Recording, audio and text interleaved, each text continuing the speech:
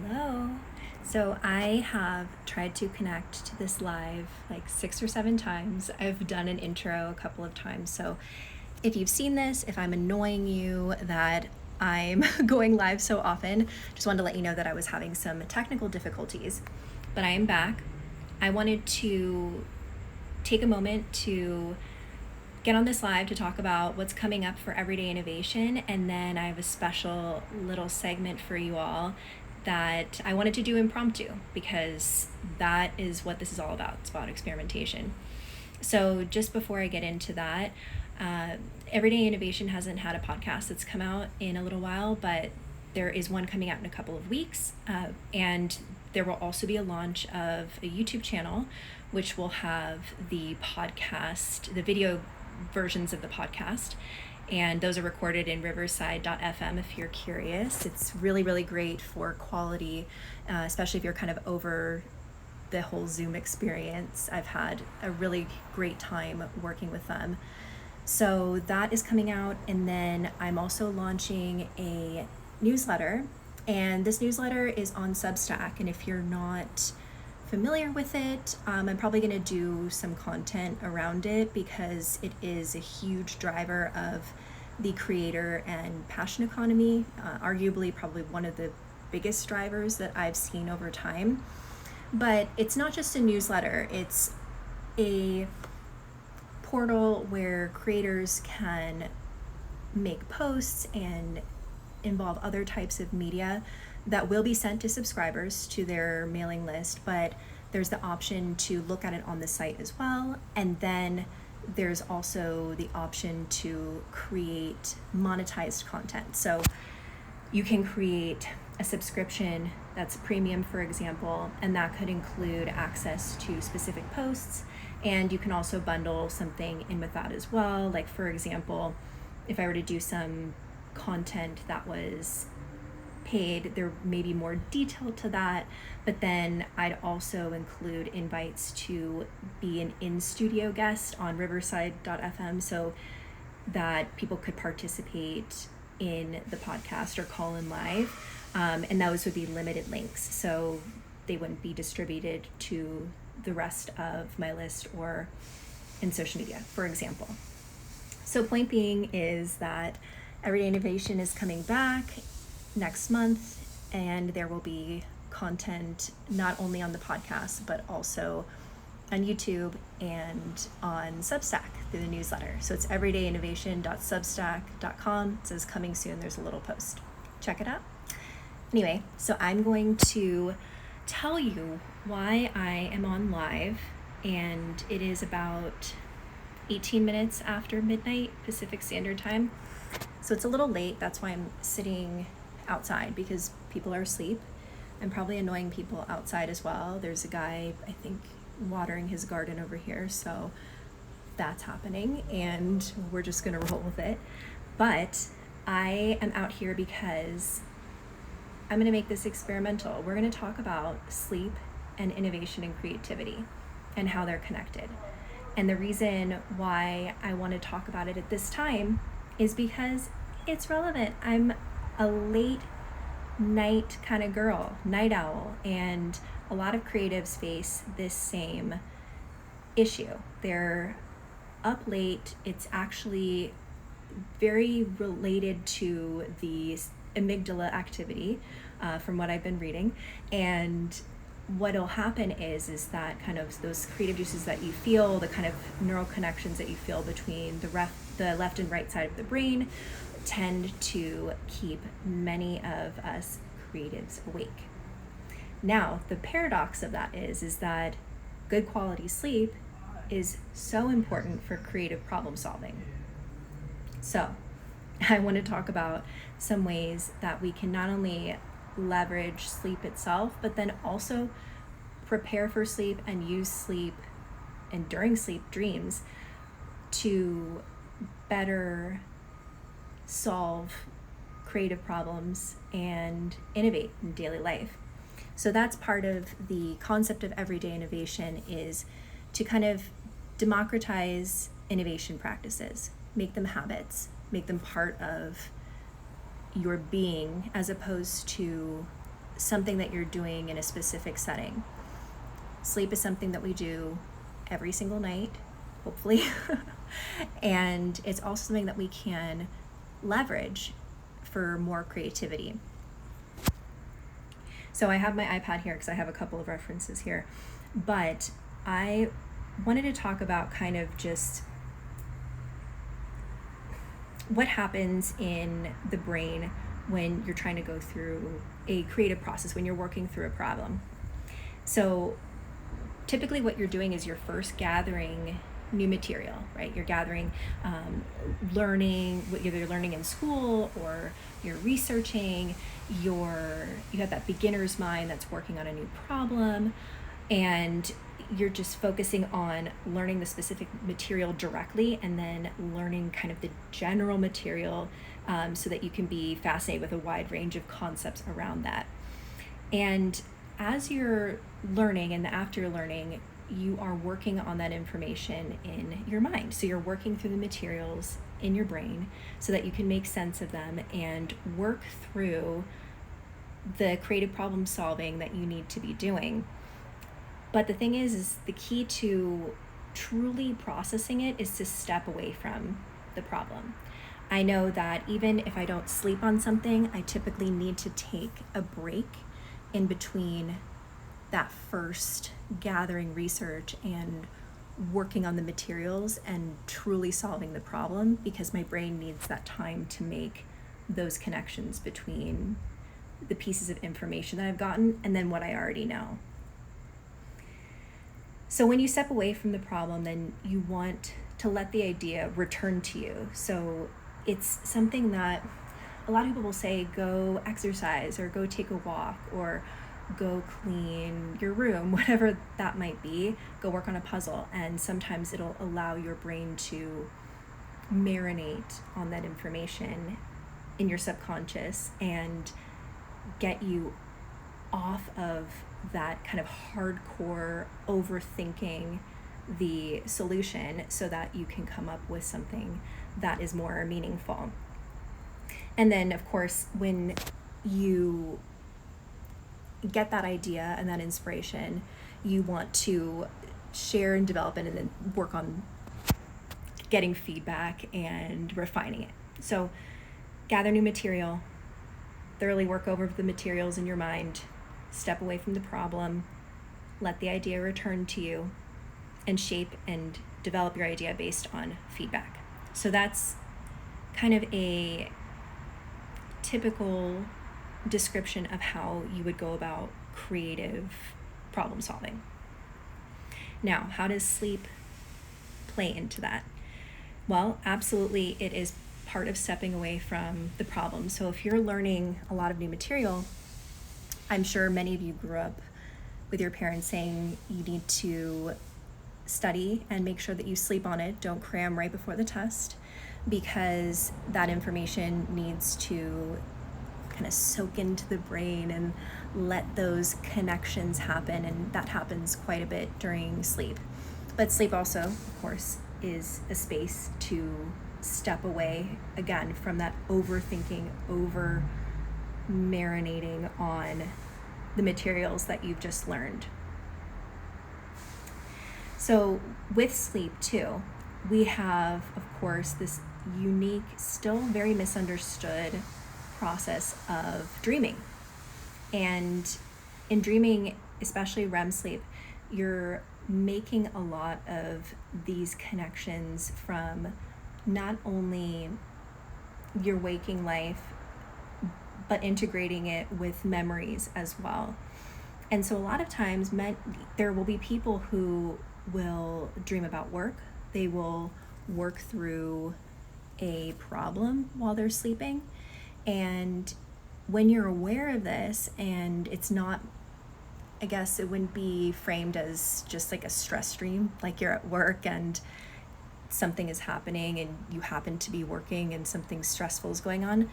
If it's you're working through the problem, maybe in a kind of sideways type of way, you're, let's say, working on app architecture, and then but you're actually building a building in your dream, that's an example of your brain working on the problem while you're sleeping. So lucid dreams are interesting because they are considered to be a very high form of creative problem solving. And there are a few ways that you can incubate a dream and then also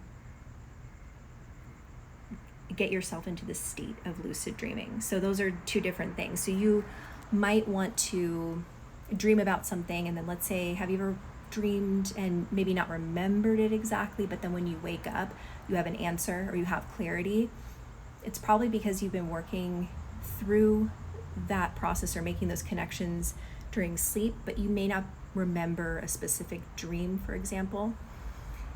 And then there's also, again, the example of you can dream about a problem, maybe abstractly, but you're working through it and making certain connections so that you can better understand how to potentially approach it the next day or get some creative inspiration.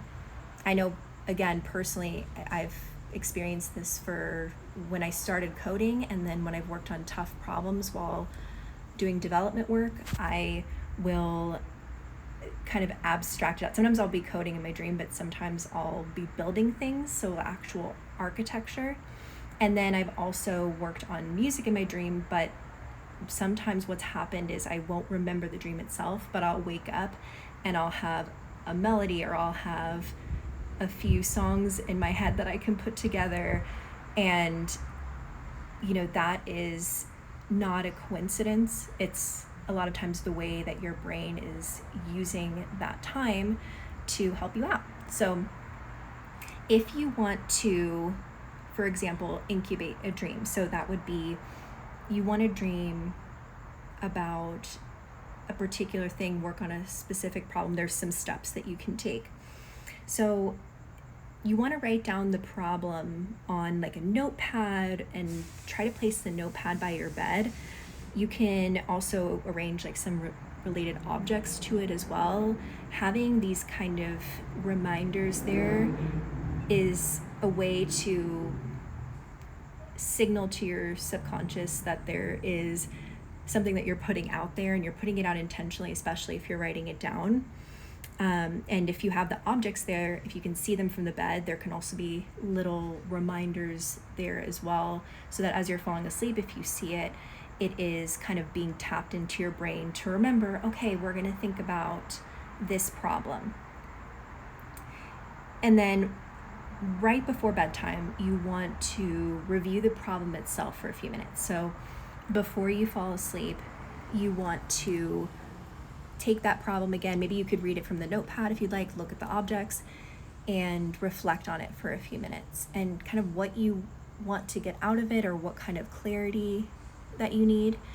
So for example, if again, going back to some of the app architecture, or if you're making a product, there may be, for example, you're not really sure on how you're going to handle the data and like the pricing, like how is this going to be saved here and work from this space to that space, whatever.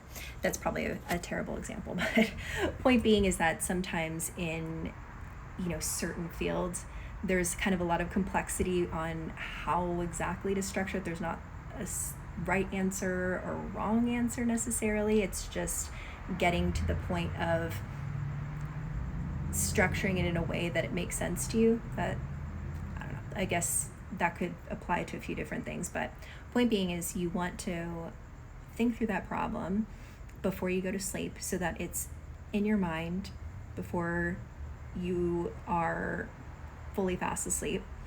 And once you're in bed, you want to visualize the problem again and think of it more in a concrete image. So this could be abstracted, or you can actually think of the problem itself and visualize how that could be solved. Maybe even think of, for example, the customer and their needs, and imagine kind of your avatar and helping that person, that would be a great example of how you could frame the problem in a very visual way. Imagine that target audience and imagine them being happy about solving the problem, or imagine them sitting in the pain point and you feel the feelings of you want to solve it for them, and that it's important for your brain to help you solve that problem for them. And as you drift off to sleep, you want to tell yourself to dream about the problem. You want to visualize yourself dreaming about the problem, awakening, and writing it on the notepad. So this is kind of a meta sort of idea, but when you're going to sleep, you want to not only visualize the problem, but also think about yourself dreaming about it, if that makes sense. So even before you've gone into dreamland, you want to envision yourself dreaming about the problem that you were just visualizing. So I would be imagining myself, for thinking of a customer, I'd be thinking of that target customer with that problem and pain point that I want to solve, and have that feeling of I want to find an answer to this and help them solve that. That's my mission for tonight. But then not only that, I'm going to think about myself dreaming about that. So I'm going to think, okay, here I am, I'm going to sleep, and I'm thinking about myself dreaming about this problem and solving it. And then you also want to include at the end that you'll be waking up and writing it down on a notepad. So what that's also telling your brain to do is not only solve the problem in your dream, to dream about the problem, but also to remember it when you wake up. So you're giving clues to your subconscious that here's the problem, we're going to dream about it, I'm going to wake up, and there will be a memory of it, so that this is going to be useful in the quote-unquote real world. So again, that is, as you're drifting off to sleep, you're visualizing the problem, thinking about specifics, that person, the need, thinking about the piece that you want to solve in your creative project, whatever that is. Then you want to think, as you're laying there, visualize yourself dreaming about it. So almost hovering above your body, thinking about yourself dreaming about it. So you're thinking of yourself dreaming about solving the problem, and Dream Jordan or dream person is visualizing that problem. And then you want to not only visualize yourself dreaming about the problem, but also waking up and writing it down on a notepad. So basically, you're envisioning how you want this night to work for you. Essentially, your subconscious works for you in a lot of different ways. And it works like I said, in the waking hours as well. So when you take a break from a problem, many times your subconscious is already working on it, like when you go exercise or take a walk. This is like hyperdrive for many people. So by having that visualization, you're giving clear instructions to your subconscious and your brain to work on the problem while you're sleeping. So I went into a lot of detail of that. I just went over it a few times because sometimes hearing it and kind of starting to visualize it while I'm speaking helps to be able to practice it a little bit before you do it. So then the last piece is, upon wakening, you're going to lie quietly in bed, and then you're going to note if there's any trace of the recalled dream, and you want to invite more of the dream to return if possible.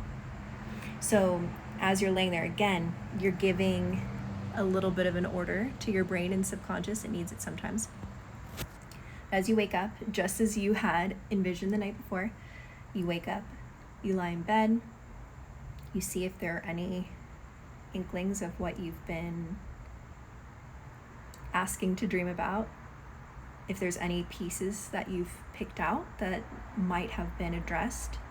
And then as you're there, try to call in some more details. Try to see if that piece can lead to a little bit more that you can work with, as much as you can remember.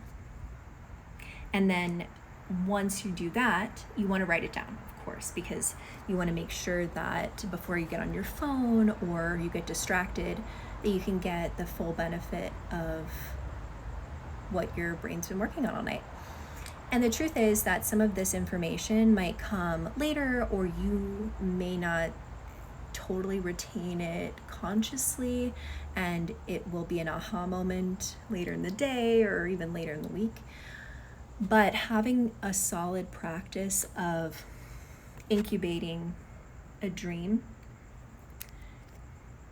makes for good habits for sleep, because you're not only calling in what needs to be done during the dream, you're also giving yourself the permission to rest and get into a different type of headspace. And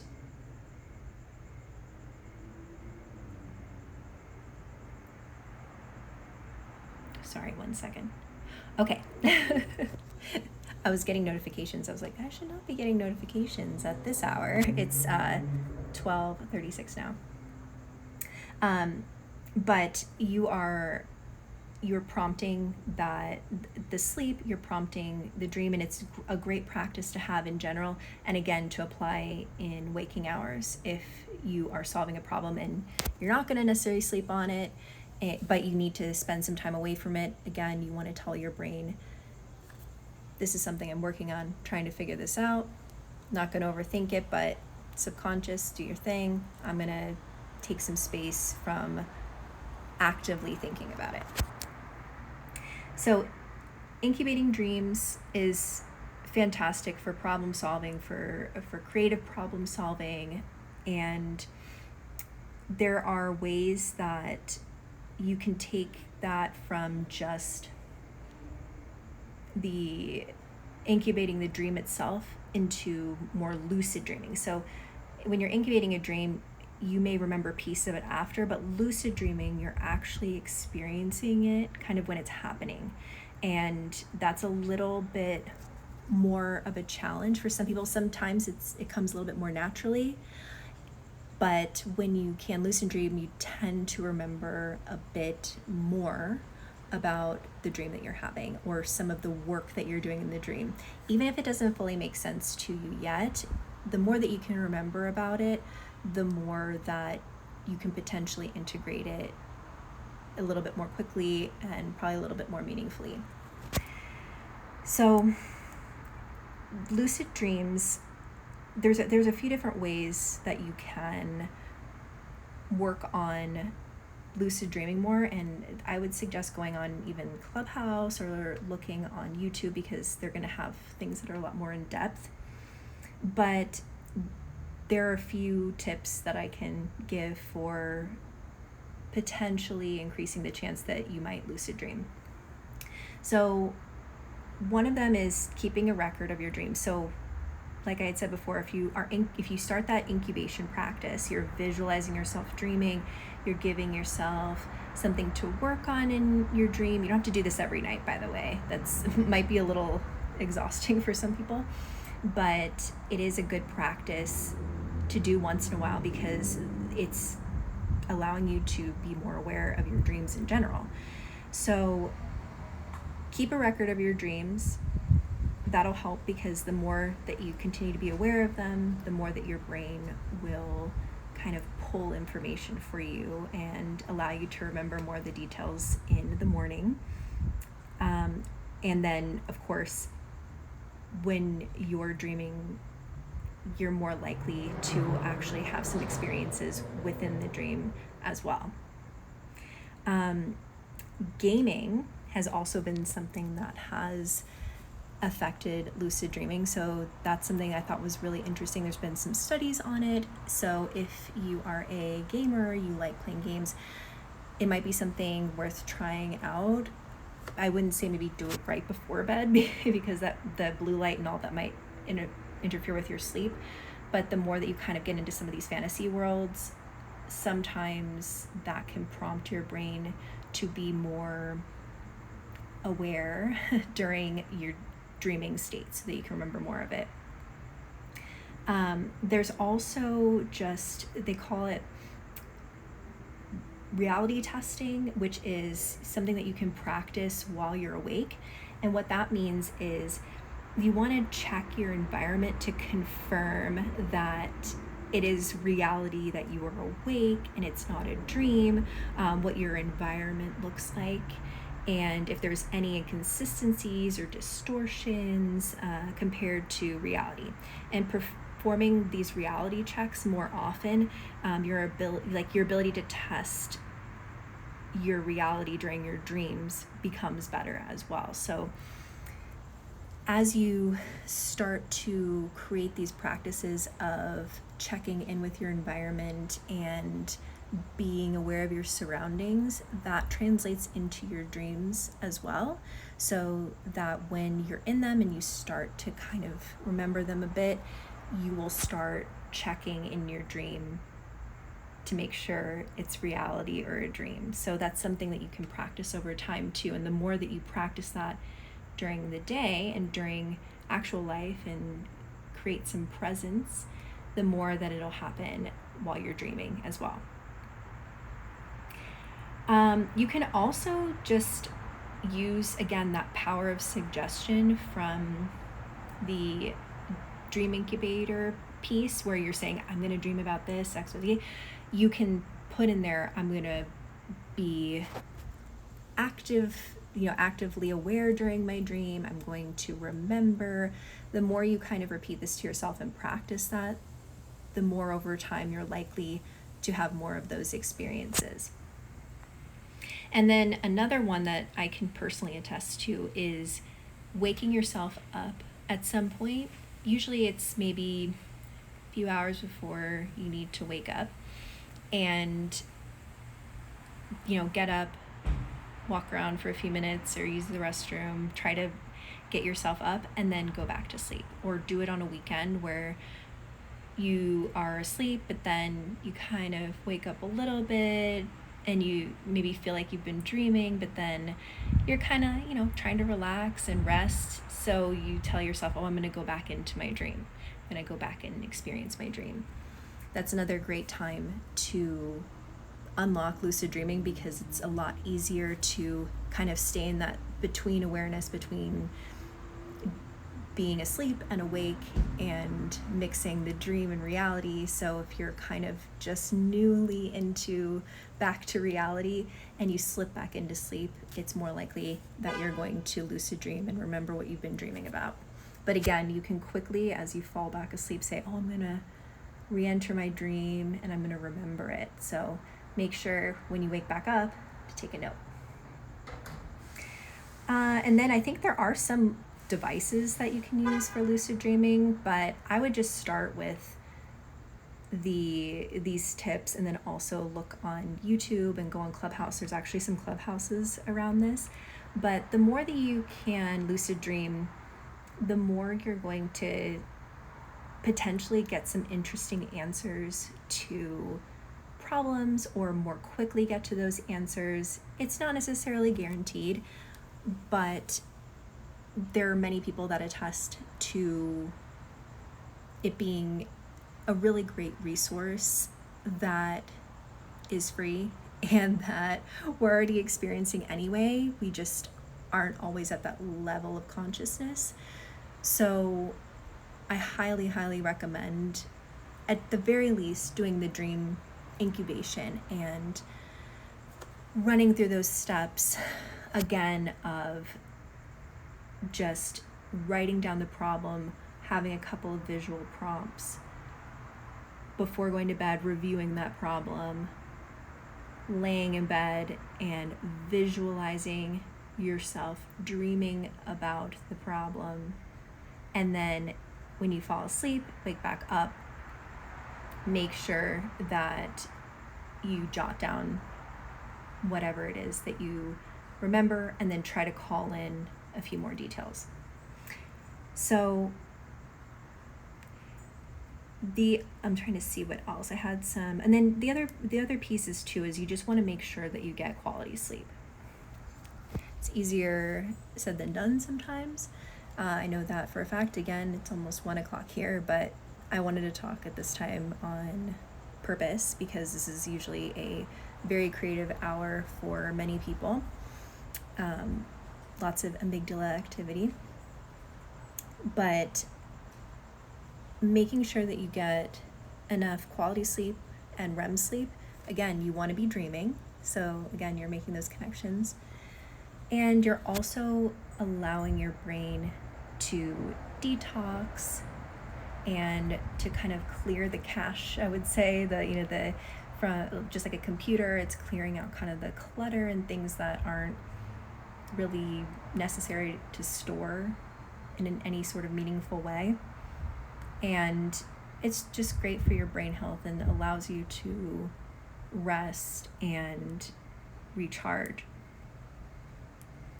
But some of the main ways that sleep helps creative thinking, like in a more technical way, is it's usually pattern recognition is a big one. Pattern recognition is incredibly important for creativity and innovation because, especially if you're innovating across fields or you're cross-pollinating between experiences, you're coming up with solutions that are out of the box and require recognition of trends and patterns in the market. You need to be able to function on that level pretty well, especially as the problems get more difficult.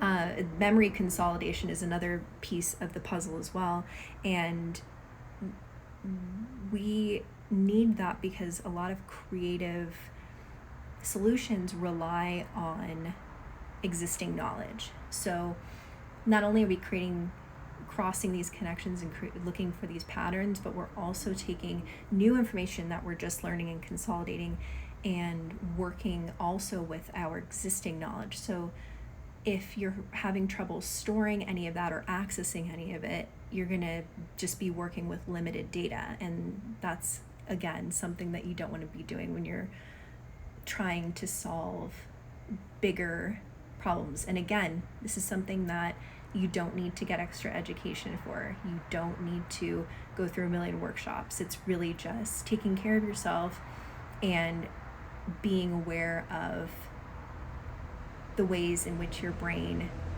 creates new memories and how it accesses them. And then also when you're getting more sleep, you're able to regulate your emotions better. And a lot of times emotions, they can be signals, but they also can get in the way of creative thinking if it's clouding potential judgment, or if there's lots of heavy, not feeling well feelings or sad feelings that could get in the way of letting yourself think beyond the present moment. So emotions can distort a bit too, because our brain tends to store more memories when we have an emotion attached to it. So if you're experiencing more emotions that maybe don't necessarily need to be at the level that they are because you're just tired, you might be storing things that aren't as necessary as other pieces that you could be focused on. So if that makes sense. And then, you just want to make sure that when you're sleeping, you're able to focus better, of course, and you're able to then have behavioral patterns that are more likely to achieve these habits as well. So the more sleep deprived we are, the less likely we're probably going to take part in, journaling before bed, or when we wake up, we're going to be just more exhausted and frustrated. So Sleeping is incredibly important for creativity and innovation. So I think that is pretty much what I wanted to cover. I think I had a couple of other things, but since I went live a few times, I think I covered something in one of the last ones. But point being is that sleep, we all know, is very important. A lot of creatives deal with issues sleeping, and often they will deprioritize it because they get creative bursts at night. And this is just kind of there to encourage creatives that it's okay to go to sleep because your brain is still working on it, if that makes sense.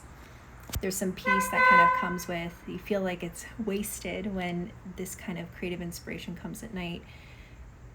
You know, if it's not hindering you from falling asleep, if you're able to kind of disconnect and move that through the visualization and writing into the dream space, you're allowing yourself to still harness that creative energy, but not deprive yourself of proper rest. So let me know what you thought. I know this is very impromptu and I just put a few notes here and I wanted to share some things, but dreaming has been incredibly impactful for me, and I know for myself one of the biggest takeaways that I will use is to make sure that I am writing my intentions down before I fall asleep and when I wake up, and also my insights when I wake up, because I think it's highly underrated, and there are many times where I've experienced a lot of the working during my dreams, but I haven't written it down, and maybe there would have been something useful that could have come from that, but I didn't write it down because I just figured it was either random or I'd remember it. But I would say, regardless, this is all about intention, and remember to practice checking your reality, and then also remember just to always tell your subconscious that you're working on something and you would like its help while you take a break. So whether you're going to sleep or you're going for a walk, make sure to tell your brain that this is a problem that is of priority and that you want to connect the dots. And if it can help you connect the dots, that would be amazing. Anyway, I hope we can connect soon in everyday innovation content or on my content. But this was really fun and I hope you liked it. And there will be a lot more structured content as well as some of these little fun things that I throw in just because they're important. And with everyday innovation, it needs to be something that we can incorporate without having to read or listen to something that is longer and has more instructions to it, right? We want to have these habits that we can integrate easily so that we can be more innovative, think more innovatively, instead of overtraining ourselves, over reading about what innovation is. We already have the tools inside of us, so it's just tapping into that. Anyway, I hope you have an amazing night, an amazing day, sleep well, and remember that your dreams matter.